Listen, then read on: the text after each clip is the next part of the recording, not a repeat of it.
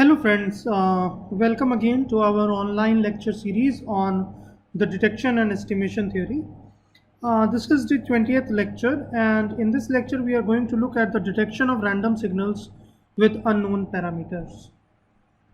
So till now what we have done is that we have been looking at the detection of, we were looking at the composite hypothesis testing problems.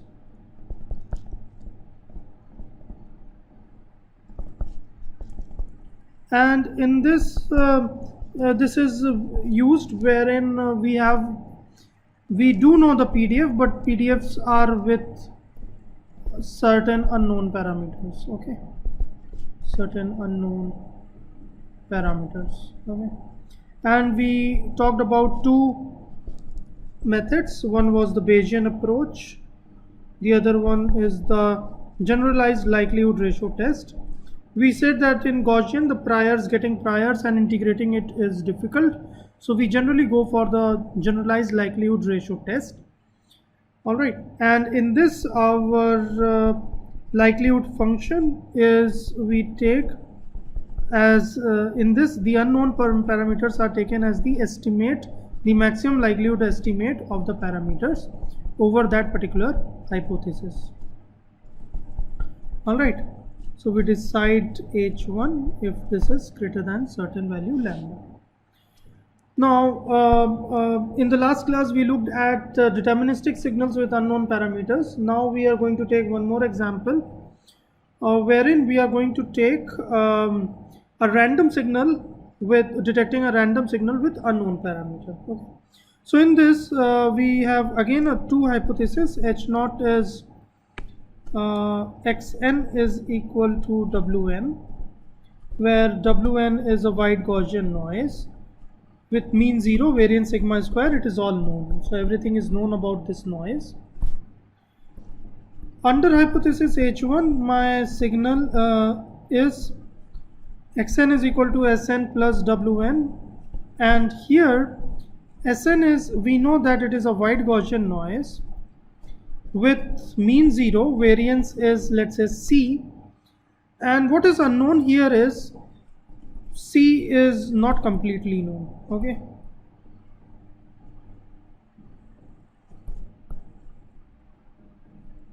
all right, and again our n goes from 0 to capital N minus 1. We have n samples and we want to detect one of these hypotheses here. Now let me start with saying that, let's say the C is completely unknown. Then how do we solve such kind of problem? Let's see that. So in this, what we have to do is we have to first write the likelihood of X given C. C is a matrix here. C is a covariance matrix. So let me write also. C is a covariance matrix. Okay. C, and under hypothesis H1, this is given by 1 over 2 pi power n by 2, determinant of C plus sigma square I power half. So you can see xn, when under hypothesis H0, it is just simply the noise. H1 under, so signal under hypothesis H1 will be 0 and C plus sigma square I. Alright, this we have been seeing in some of our earlier lectures also. So this is what we get here, and exponential of minus half x transpose C plus sigma square I inverse x. Alright, now when we are using the generalized likelihood ratio test, while using generalized likelihood ratio test, we require C hat, right? This is what is required. Now how do you get C hat? By differentiating, right? We use ML, maximum likelihood estimator. So what we do is we differentiate this probability with respect to C. Okay, and obviously every component of C, let's say I jth component of C, equate it to 0 and solve such kind of an equation The number of unknowns here will be n cross n. Okay, n cross n unknowns will be there. Now solving such kind of problems is very difficult, because see here it is a determinant and we cannot evaluate this determinant, it's in closed form. All right, so we cannot solve such kind of problems, we cannot solve this kind of equation, we cannot get a closed form and then solve it to get the values. Though it is not impossible, what you can do is you can resort to some numerical methods to solve such kind of a system of equations. So a remark here is a remark I'm writing: ML estimate is not always let's say ML is not always in closed form. Closed form means in an expression. We may need to resort to numerical techniques.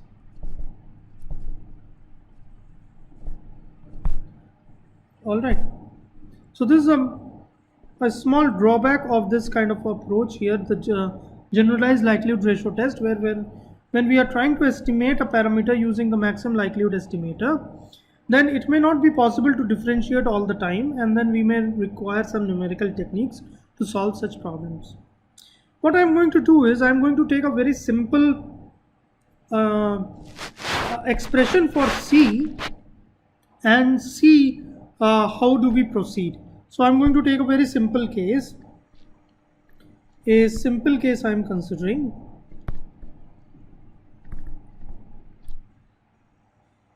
Consider that my C is equal to P naught times C. Okay, so let me change the notation. I should write here C S. All right, I'm writing CS here just to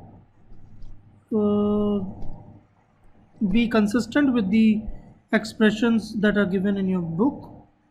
So let me write here CS is equal to P naught times C, where C is known and P naught, which is a scalar, is unknown. All right. So I've made a very simple simplification. I'm saying that CS, my covariance matrix, is some constant time. Constant is P naught. P naught, you can say it should be a power times the C matrix. All right. So we need to estimate the P naught because P naught is unknown. All right.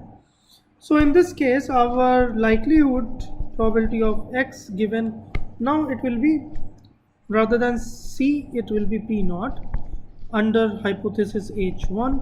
This is equal to 1 over 2 pi power n by 2 determinant of P naught C plus sigma square I power half exponential of minus half X transpose P naught C plus sigma square I inverse X.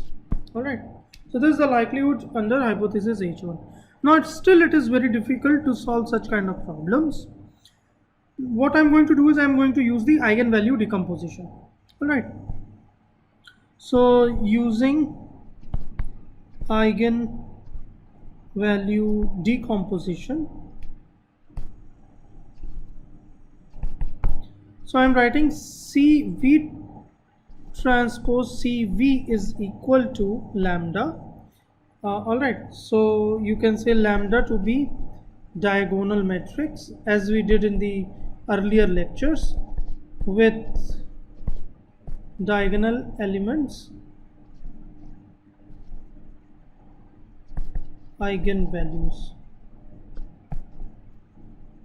of C. Alright, and these V transpose, so you can write V is equal to V1, V2 vector, V3 vector, and so on till Vn vector, where these vectors are eigenvectors.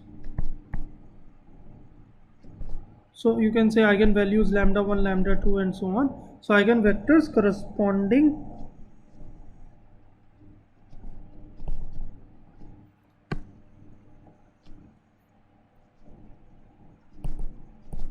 to eigen values lambda x. All right. So if we do this, then you can see that, okay, one more thing, V transpose is equal to V inverse. This comes from the fact that C is symmetric and positive definite. All right. So this we all know. So I'm just reusing the concepts from our earlier lectures. All right. So what I can write is, I can write this P naught. C I can write is, if you see from here, I can write C to be V lambda V inverse. Alright, take this as an exercise and prove it. Alright, it is very easy. So what I will do is, I will write V lambda V inverse plus sigma square. Now we know that V inverse is identity.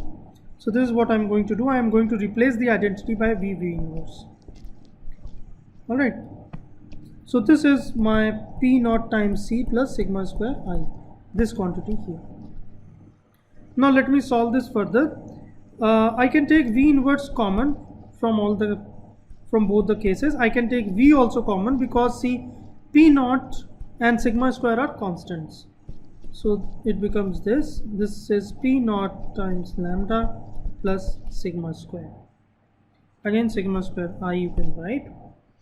Alright. Now you can see here this P naught times lambda is what? So lambda is a diagonal matrix. P naught you multiply with the diagonal matrix. So lambda you can think of to be something like this, lambda 1, lambda 2 and so on. All other components are 0. P naught is a scalar, so you multiply it with P naught. So what you get here, this becomes your diagonal matrix with elements P naught lambda 1, P naught lambda 2 till P naught lambda n. What is the second matrix here? This sigma square I is sigma square, sigma square, sigma square and so on, and all the other components are 0. So the sum of these two will be what? So the sum, if I add them together, I am going to get this to be P naught lambda 1 plus sigma square, P naught lambda 2 plus sigma square and so on, and all the components are 0. Alright. Now you can see here, when I multiply this diagonal matrix with this component here, now you know that V inverse is identity. This is all we know, right? So whenever we multiply with this V inverse times the diagonal matrix, what we are going to get is again a diagonal matrix with the same elements. All right. So it will be equivalent to the same thing, and all will be zeros. P naught lambda 2 plus sigma square and so on. Alright, to convince yourself more on this, what you can do is you can in fact you can replace V by its eigenvector decomposition, V1, V2, V3 and so on. Then is your diagonal matrix with elements P naught lambda 1 plus sigma square, P naught lambda 2 plus sigma square and so on. And again there is a V transpose, which will be V1 transpose, V2 transpose and so on. And what you're doing is you are multiplying V1 with this and with this. What you will get the first element to be P naught lambda 1 plus sigma square. Alright, and in a similar fashion you will get the other components. So I'm not going into those details. So what eventually you get is, when you solve this matrix, or in fact this matrix, if you see, this is equivalent to this matrix here. Alright, now let's take this case and find out the determinant, because here we require the determinant. So determinant of P naught C plus sigma square I is equal to what it will be, the multiplication of all the diagonal elements here. So it will be P naught lambda I plus sigma square. I goes from you can say 1 to n or 0 to capital N minus 1. All right. Now, so this was the first part. The second part, what we require is the inverse of this, which is equal to, you can, if you take the inverse, so you take it from here, so V times P naught lambda plus sigma square I V inverse whole inverse. What you're going to get is V inverse times P naught lambda plus sigma square I inverse. And you can see this again, the inverse of a diagonal matrix is again a diagonal matrix with the diagonal elements inverted, right? So it becomes 1 over P naught lambda 1 plus sigma square. The second element will be 1 over P naught lambda 2 plus sigma square, and so on. And this is V inverse, and this is again equivalent to the same diagonal element here. Sorry.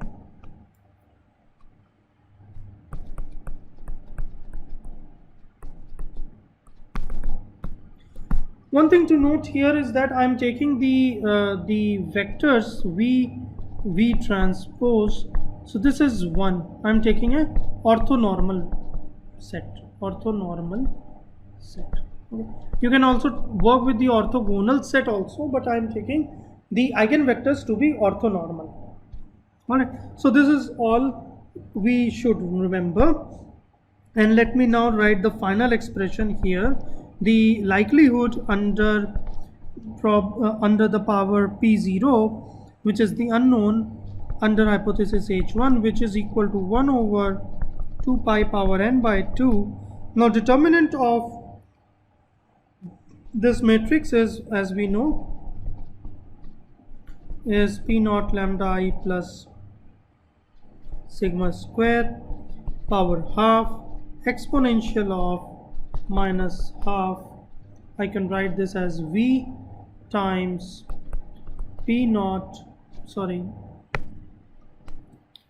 X transpose V times P naught lambda plus sigma square I inverse V inverse, or you can write V transpose X. Alright, so this is what you get. And what I need to do is I need to find out the estimate of P naught. So what I need to do is I want to differentiate. So I want to differentiate this with respect to P naught. So what I can do is I can take the likelihood and then differentiate. So let me take the likelihood of this. So the likelihood is going to be minus n by 2 to pi minus half summation log P naught lambda I plus sigma square. Summation goes from 1 to n minus half summation. So this is, I'm writing again, xi square, summation is over I, divided by P naught lambda I plus sigma square. I goes from, okay, I should write index from 1 to n. You can do it from 0 to capital N minus 1. Alright. So this is what you are going to get here. Fine. Now I need to differentiate this with respect to P naught. So let me do that. So let me differentiate this. So del of log of probability of x given P naught H1 divided by del P naught. This is equal to, see, this quantity we are going to get minus 1 over 2 times P naught lambda I plus sigma square times lambda I here. Again there is a summation, I goes from 1 to capital N, and in this case you are going to get summation x square I times again the lambda I divided by P naught lambda I plus sigma square. Alright, and then what you do is you put this equal to 0 and then you solve this problem. We cannot solve this problem in a closed form. You can see here It is a bit complex problem to solve. So I'm not going to solve this problem, but I'm going to solve a simpler problem than this. Okay, even this is also tough to solve. So I'm going to do a simplification. Simplification is that all eigenvalues are equal. Let's take that. So all lambda i's are equal to lambda. So what we are going to get is this derivative with respect to P naught. So this is equal to, you can see here it will become minus n by 2 lambda over P naught lambda plus sigma square plus half summation x square I. Okay, I can write here lambda divided by P naught lambda plus sigma square whole square. Now I'm putting it equal to 0. I'm cancelling these two out, this also and this also. What I'm going to get is the P naught hat is equal to 1 over n summation x square I minus sigma square divided by lambda. Alright, so this is my ML estimate under the assumption that all the eigenvalues are equal. Now what I should do is I should put this value back in the likelihood function and then solve the likelihood ratio test. Alright, so I'm going to do exactly the same thing. Alright, so let me write the generalized likelihood ratio test, which is equal to 1 over 2 pi power n by 2. This will be pi times P naught lambda. Alright, so this will become P naught lambda plus sigma square power n by 2 exponential of minus half summation x square I divided by P naught lambda plus sigma square. Alright, this you can verify, this we get, and I should replace this P naught with P naught hat, and then in the denominator I'm going to have 2 pi power n by 2 sigma square again power n by 2 times the exponential of minus half summation x square I over sigma square. Alright, if this is greater than some, let's say, threshold gamma, I decide hypothesis H1 to be correct. Now let me solve this problem. So these two are going to go away. I'm going to take log on both the sides. So alright, so let me take the log also on both the sides. So this will become n by 2 log of, it becomes sigma square over P naught hat lambda plus sigma square minus half, this will be summation x square I times, so these are independent of so let me write here plus, so I can take the minus here, so this becomes 1 over sigma square over 1 over P naught hat lambda plus sigma square is greater than log of lambda. Alright, now what I can do is let me also write this thing what it is here. So this is equal to this, I can directly write it. So you can do it in your notebooks. So it is P naught lambda divided P hat naught lambda plus sigma square times sigma square. Alright.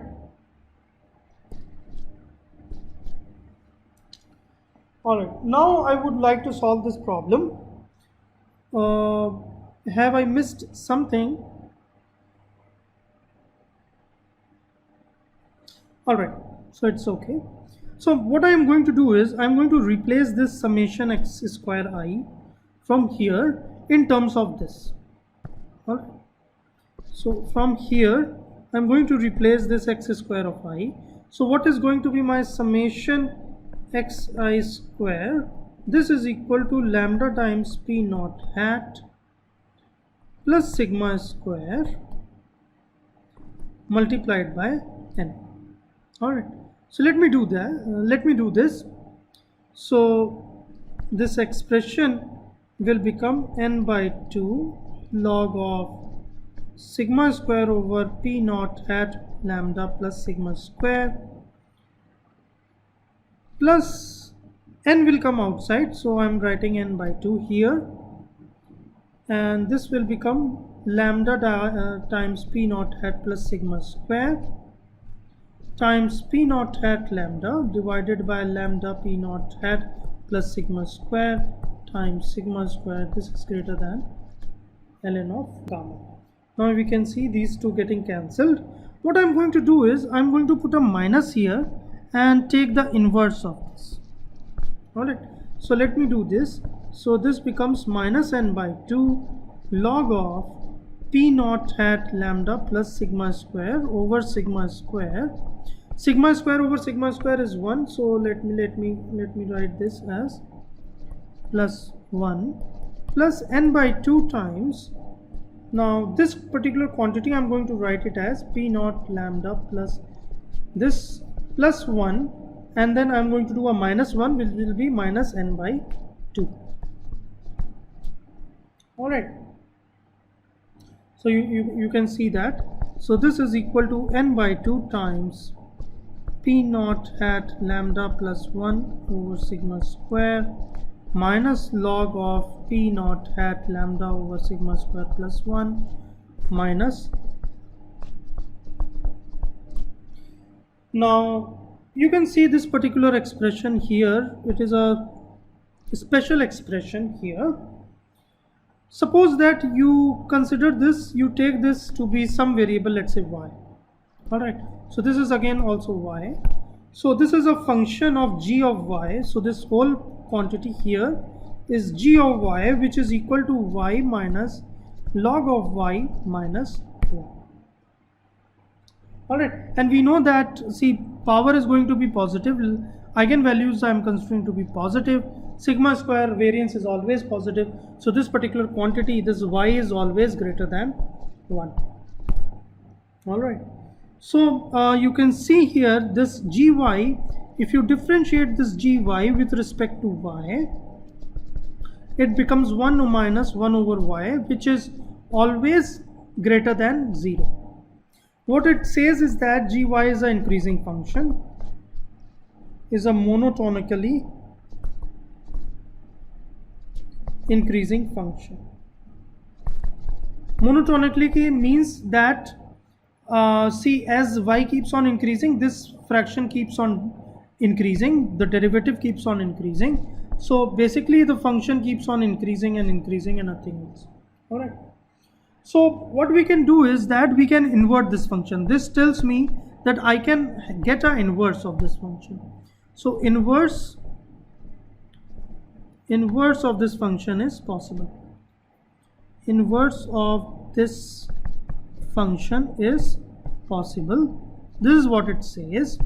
So what I can do is, here if you see this particular expression here, I can write this as n by 2 g times of y is greater than ln of gamma, or I can write this y to be greater than g inverse of 2 ln gamma over n. And what is y? Y is our p naught hat lambda over sigma square plus 1 here. So I can write this as p naught hat lambda plus sigma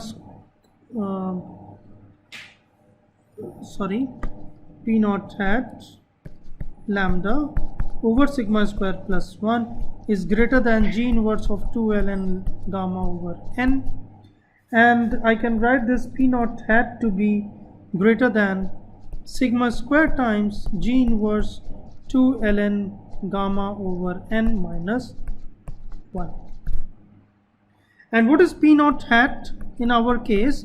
As you can see from the ML detector, it is 1 over n summation x square I minus sigma square over lambda. So what I can do is I can take these to the other side.